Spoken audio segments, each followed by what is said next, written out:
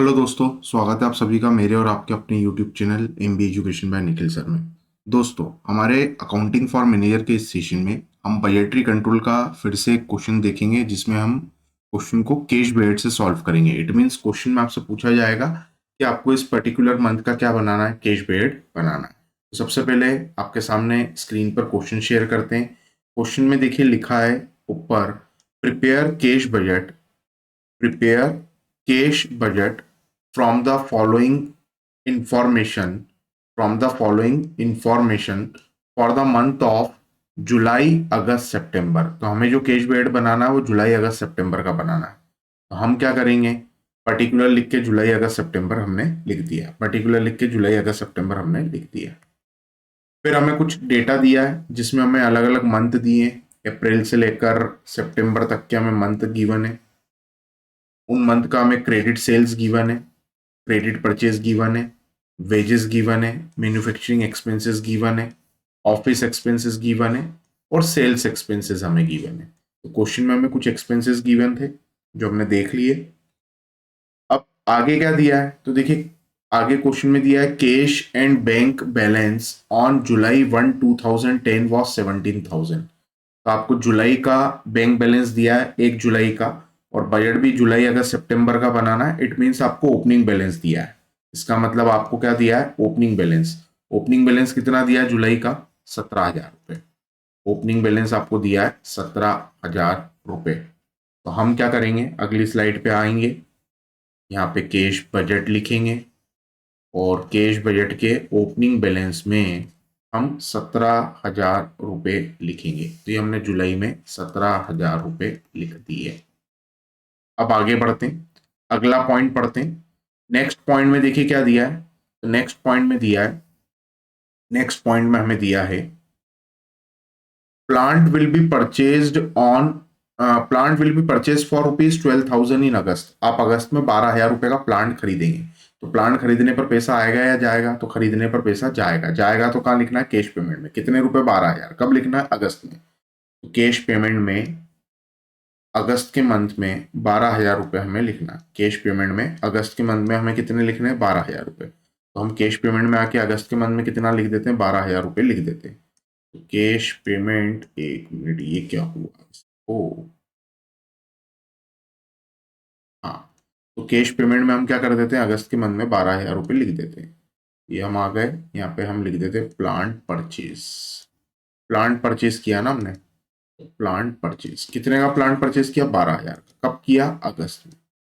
ये हमने plant purchase लिखा, प्लांट परचेज। कब परचेज कर रहे हैं, अगस्त में, 12,000 का। ये हम लिख चुके हैं। जुलाई में सितंबर में डैश लगा देते हैं।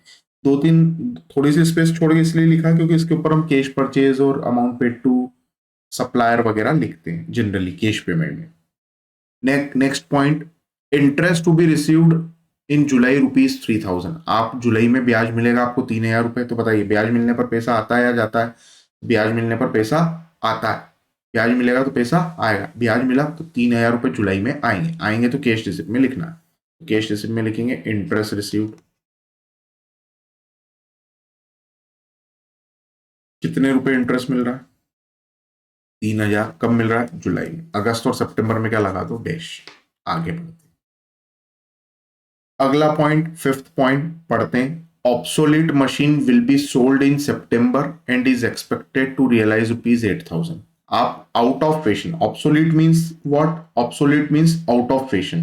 तो ऐसी मशीन जो चलन के बाहर हो गई, उसको आपने बेचा। कब बेचा, ऑब्सोलीट मशीन को बेचा कब, सितंबर में। और इससे कितना पैसा रियलाइज हुआ, तो इससे आपको 8,000 रुपये मिले। तो बताइए, ऑब्सोलीट मशीन को बेचने पर पैसा मिलेगा, तो पैसा मिलेगा तो कहां पर आएगा, कैश रिसिप्ट में। कितने रुपए में आएंगे, 8,000। कब आएंगे, सितंबर में। सितंबर में लिखेंगे sale of obsolete machine, sale of obsolete machine या सेल ऑफ मशीन। कितने रुपए की मशीन बेची, तो देखिए मशीन हमने बेची है 8,000 की। कब, सितंबर में। तो सितंबर में 8,000 की मशीन बेची, तो सितंबर में 8,000 लिखो। जुलाई और अगस्त में क्या लगा दो, डैश। ठीक है, जुलाई और अगस्त में क्या लगा दो आप, डैश। मशीन बेचने पर पैसा आएगा, आएगा तो कैश रिसिप्ट में लिखेंगे। Next point, repair to building during August is expected to cost 6,000। आपने बिल्डिंग को रिपेयर किया अगस्त में और आपके 6,000 रुपए खर्च हुए, तो बिल्डिंग को रिपेयर करने पर पैसा जाएगा, जाएगा तो कैश पेमेंट में लिखेंगे। तो रिपेयर ऑफ बिल्डिंग 6,000 अगस्त में लिखना है, तो कैश पेमेंट में लिखना है रिपेयर ऑफ बिल्डिंग कितने रुपए, 6,000 रुपए। कब लिखना है, अगस्त में। तो अगस्त में 6,000 लिखेंगे, जुलाई में और सितंबर में लगा देंगे डैश। आगे बढ़ते, अगला point, advance tax amounting to ₹4,000 will be paid in September. Advance tax चुकाएंगे कब, सितंबर में। कितने रुपए, 4,000। तो एडवांस टैक्स चुकाने पर बताइए पैसा आएगा या जाएगा। तो एडवांस टैक्स चुकाएंगे तो कैश हमारे पास से जाएगा, जाएगा तो कहां पे लिखेंगे, कैश पेमेंट में। तो एडवांस टैक्स पेड कौन से मंथ में चुका रहे हैं, सितंबर में। कितने रुपए, 4,000। कैश पेमेंट में ही लिख दो advance tax, advance tax paid कौन से मंथ में चुका है, सितंबर में। कितने रुपए, 4,000। एक बार मंथ चेक कर लेते हैं, वरना टोटल में गड़बड़ हो जाएगी। सितंबर ही है, ठीक है। अगला point, 8th point, credit allowed by supplier. अब फिर से याद रखो, सप्लायर मतलब जिनसे हम उधार खरीदते हैं, जिनसे हम परचेज करते हैं, उन्हें सप्लायर कहते हैं। Credit allowed by supplier is 2 month. It means जो सप्लायर है वो हमें 2 मंथ का उधार देते हैं। कितने मंथ का उधार देते हैं, 2 मंथ का। इट मीन्स हमने जो भी उधार माल खरीदा उसका पेमेंट हम 2 महीने बाद करेंगे। And credit allowed to customer is 1 month. और हम खुद उधार कितने महीने का बेचते हैं, 1 महीने का उधार देते हैं। इट मीन्स जब बेचोगे तब 1 महीने का उधार दोगे, और जब खरीदोगे तब आप 2 महीने का उधार लेंगे। जब आप खरीदेंगे तब आप 2 महीने का उधार लेंगे, लेकिन बेचते समय आप सिर्फ 1 महीने का उधार देते हैं। इट मीन्स जब परचेज की कैलकुलेशन करेंगे तो 2 महीने बाद लिखेंगे। तो परचेज सबसे पहले देखो, अप्रैल का परचेज है, तो अप्रैल का पेमेंट कब होगा। और ये कौन सा परचेज है, क्रेडिट परचेज है। ये देखो ऊपर क्रेडिट वर्ड लिखा है। इट मीन्स अप्रैल में जो उधार खरीदा उसका पेमेंट होगा 2 महीने बाद। तो अप्रैल के बाद मई जून, तो ये जो पेमेंट है ये जून में होगा, मई वाला जुलाई में होगा, मई वाला कब होगा, जुलाई में। जून वाला कब होगा, 2 महीने बाद, अगस्त में। जुलाई वाला अगस्त सितंबर में, अगस्त वाला सितंबर अक्टूबर में। अब कुछ नहीं करना, जून जुलाई अगस्त सितंबर अक्टूबर, तो अगला मंथ कौन सा आ जाएगा, नवंबर। नवंबर में बजट कौन से 3 मंथ का बना रहे हैं, तो बजट हम बना रहे हैं, हम बजट बना रहे हैं जुलाई अगस्त सितंबर। तो हमें जुलाई का अमाउंट देखना है। जुलाई में उधार खरीदा, पेमेंट किया 40,000 रुपये, अगस्त में पेमेंट करेंगे 25,000 रुपये, और सितंबर में पेमेंट करेंगे 40,000 रुपये। तो अमाउंट पेड टू सप्लायर जो आएगा वो 40,000, 25,000, 40,000 आएगा। क्यों, क्योंकि हम पेमेंट 2 महीने बाद करते हैं। अप्रैल का पेमेंट उससे 2 महीने बाद, मई का पेमेंट उससे 2 महीने बाद करना है। तो क्या करेंगे, देखिए, कैश पेमेंट में आइए, और कैश पेमेंट में आके क्या करना है, कैश पेमेंट में आके हमें लिखना है, कैश पेमेंट में आके लिखना 40,000, 25,000, 40,000, 40, 25, 40।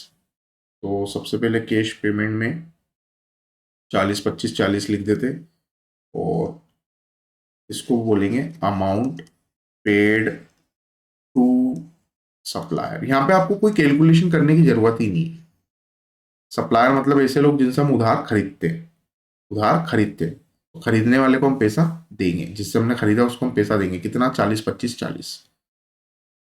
जुलाई में लिख दो 40, फिर लिख दो आप 25, फिर आप लिख दो 40। ये हमने लिख दिया। आगे बढ़ते हैं, और credit allowed to customer. Customer मतलब डेटर।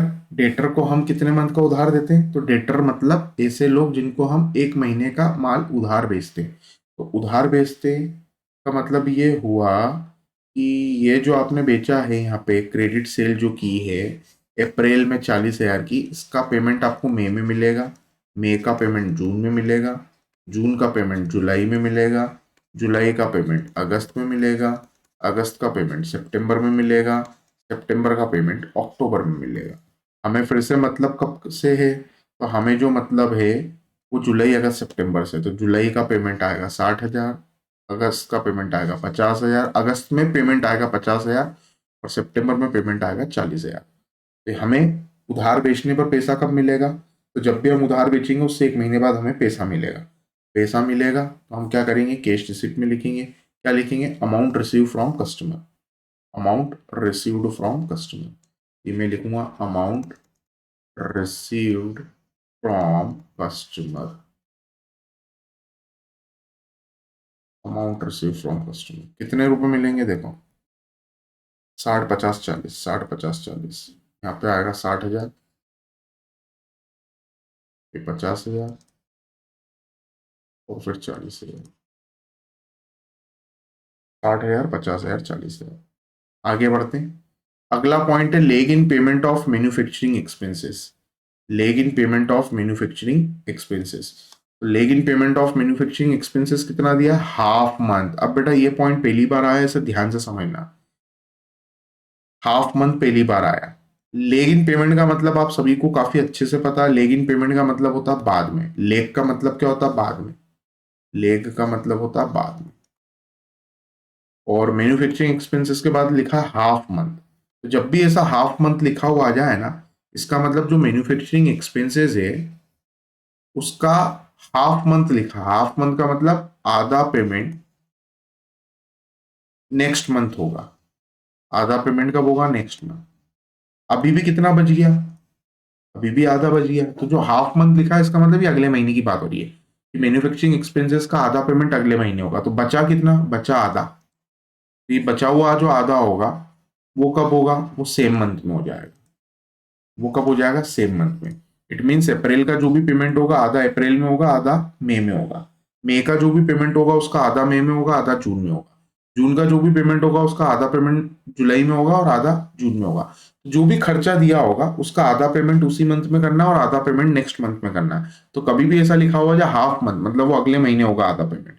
बचा हुआ कब होगा, बचा हुआ सेम मंथ होगा। तो मैं मैन्युफैक्चरिंग एक्सपेंसेस का आधा पेमेंट अगले महीने होगा, तो मुझे मैन्युफैक्चरिंग एक्सपेंसेस की कैलकुलेशन करना पड़ेगी।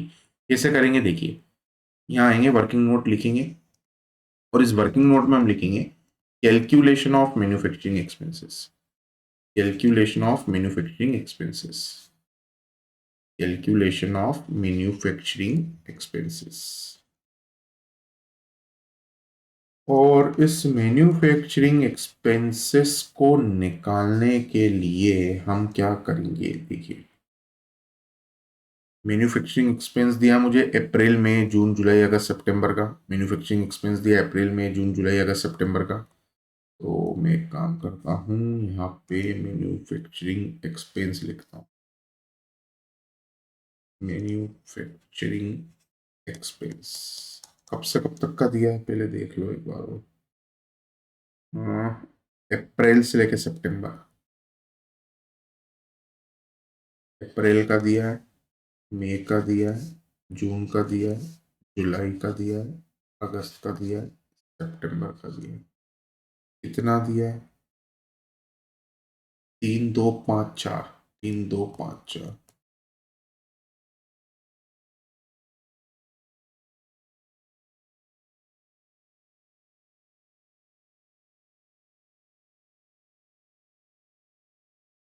3 2 5 4 के अलावा 3 2 5 4 और 3 2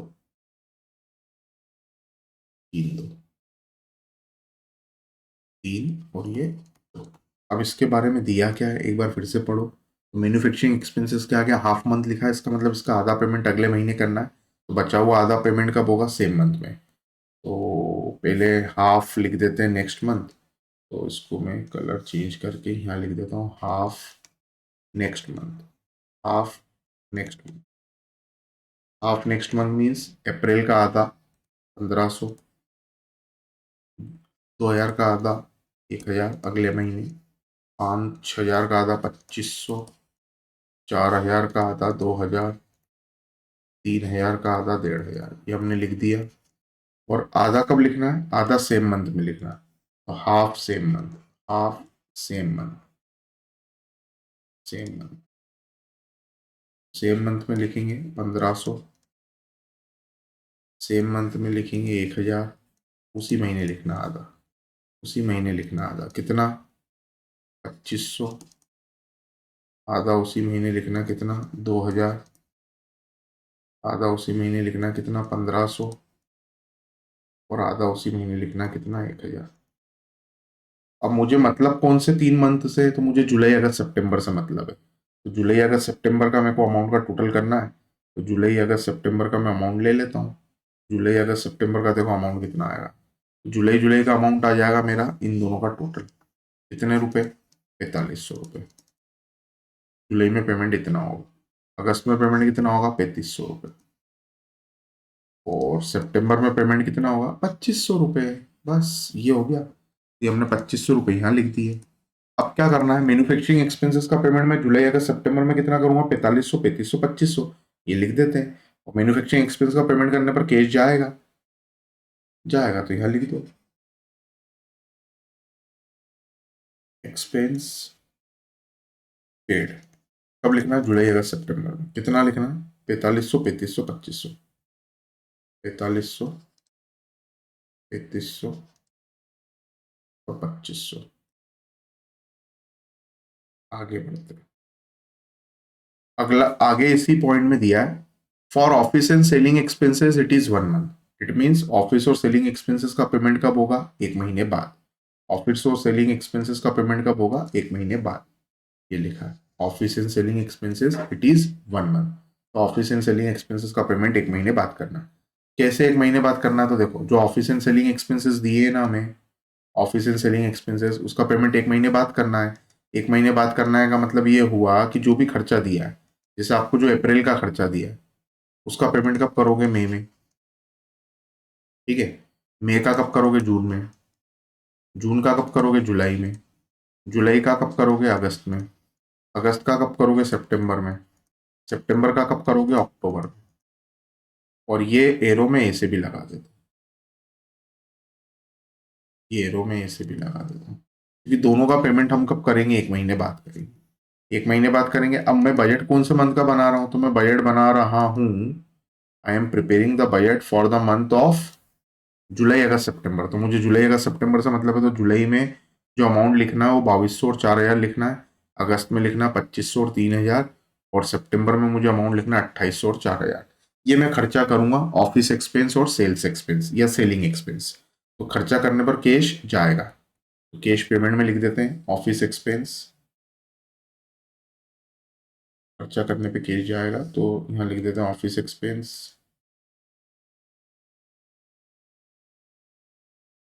और कौन सा एक्सपेंस लिखना है, सेलिंग एक्सपेंस। Selling expense. अब ऑफिस एक्सपेंस कितना है चेक करते हैं, ऑफिस एक्सपेंस कितना है, 2200, 2500, 2800।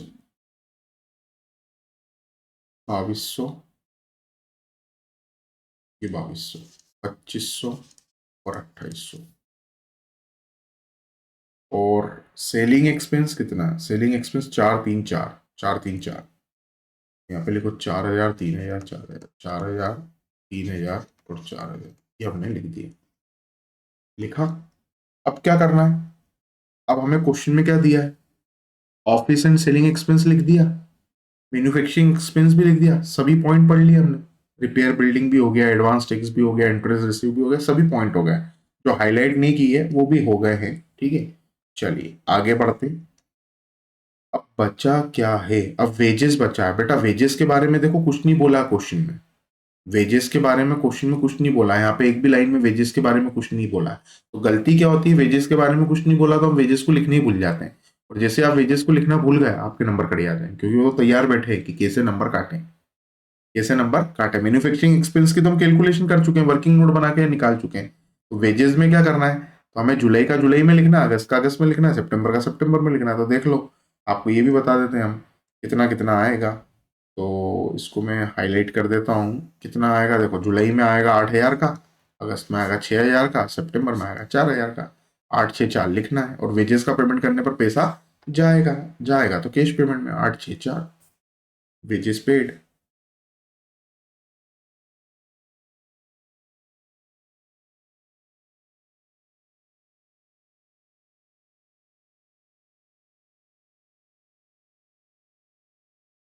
अब क्या लिखना, टोटल लगाना है, क्वेश्चन कंप्लीट। बस इतना आसान क्वेश्चन था ये, कुछ भी नहीं था इस क्वेश्चन में, कोई वर्किंग नोट नहीं था, बस वो मैन्युफैक्चरिंग एक्सपेंस वाला सिंपल सा एकदम सड़ा सा वर्किंग नोट था वो। चलिए total cash receipt, total cash receipt लगाते हैं। 60 और 20 80,000, और इसका तो टोटल 40 दिख रहा है। 40 और 12 52 दिखा, 52 और 6 58 दिखा, 58,700, 58,700। ये क्या हो गया टोटल कैश पेमेंट।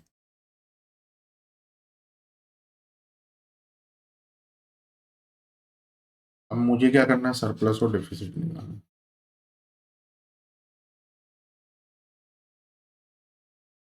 सरप्लस और डेफिसिट कैसे निकलेगा, ये माइनस बी।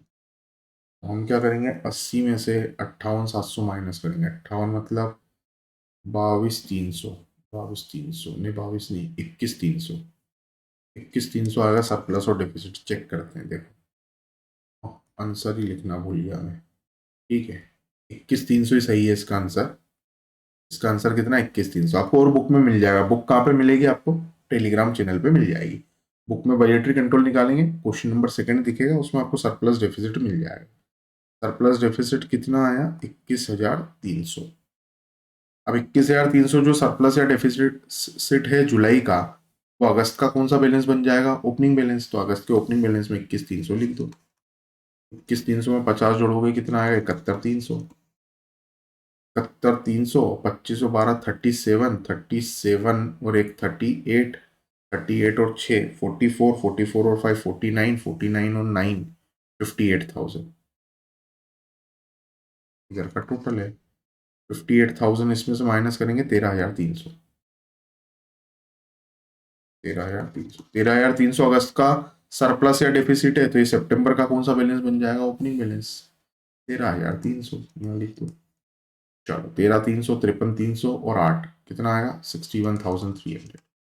61,300 आ गया। इधर का 40, 48, 48 और 4 52, 52 और 4 56, 57,300, 57,300। और 57,300 को किस में से माइनस करना, 61,300 में से। तो आंसर कितना आएगा, 4,000। और ये हमारा क्वेश्चन कंप्लीट। बस क्वेश्चन खत्म हो गया। हमें क्या करना है, सरप्लस और डेफिसिट निकालना था। तो सरप्लस और डेफिसिट निकालने के लिए क्या करते हैं, टोटल कैश रिसिप्ट में से कैश पेमेंट को क्या कर देते हैं, माइनस। तो जो भी सरप्लस और डेफिसिट आता है किसी मंथ का, वो अगले मंथ का कौन सा बैलेंस बन जाता है, ओपनिंग बैलेंस। Question complete. तो इस सेशन को इतने ही रखेंगे। अगले सेशन में फिर एक सवाल देखेंगे हम कैश बैड का।